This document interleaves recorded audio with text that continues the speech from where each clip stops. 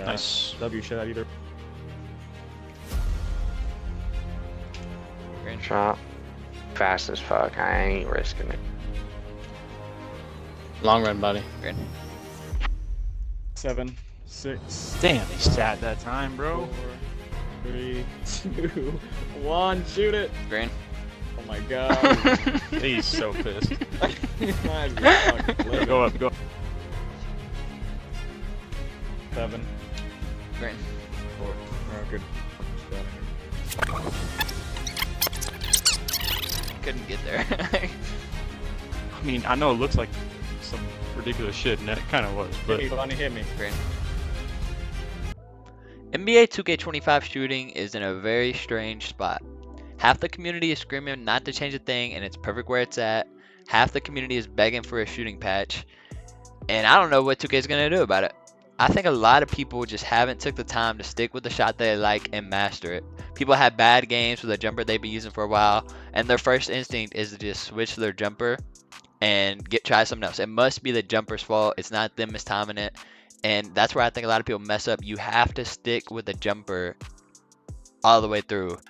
Especially as a guard this year. As a guard, your primary goal is to hit a bunch of threes. That's like what you do as a guard. You're three hunting the whole game. Your jumper is the most important jumper on the court. You can't be switching jumpers every other game because you have a bad shooting game. You have to stick with one jumper and you have to master it, basically. The main reason it's really bad to switch your jumpers as a guard primarily is because there's so many different timings you have to master, and it switches every time you switch to a new jumper. There's fades, regular shots, speed ups, slow downs. You have to be able to hit all of those and look at the cues consistently, and you're never going to be able to do that if you keep switching it. This year, I'm shooting just about 60%, and I swear to you, I attribute most of that to the fact that I'm sticking with my same jumper I've used since the first week. I'm not switching jumpers every single day because I'm having a bad game, and I highly recommend you all to do the same.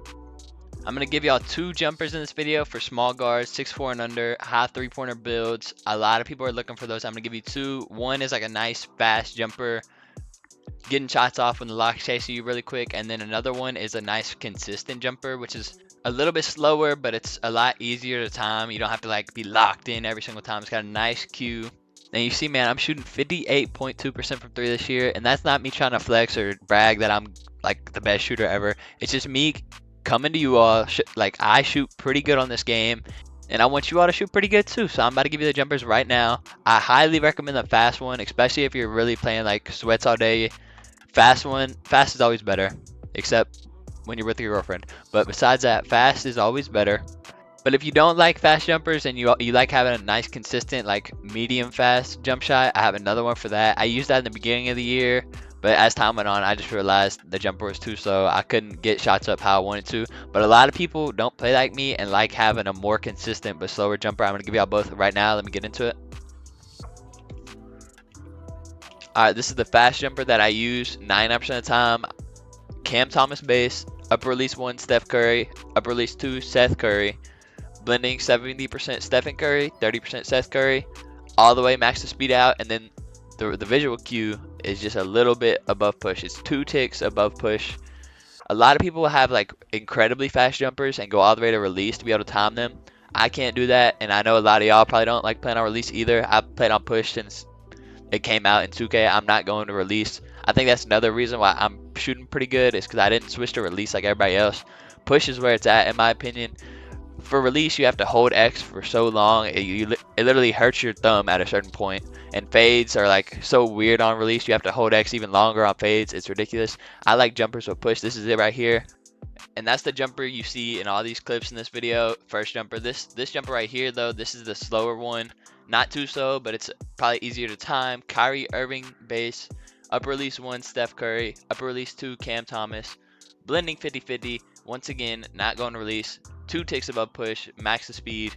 And I'm telling you, if I were to recommend you one, I'm definitely going with that Cam Thomas base jumper. I really recommend the fast jumpers. They're a lot easier to get off. Slower jumpers, I have a love-hate relationship with. Easier to time, but you get contested a lot more if somebody's closing out. Jumpers like this, you can do a lot more with, and you can shoot a lot more pockets. But with that being said, though, those are the 2 jumpers I use and I recommend you use to shoot a better 3-point percentage. If you enjoyed the video, don't forget to drop a like, comment what you want to see next from me. And with that being said, man, that's the video. It's me, your boy Bonnie, man. Peace out.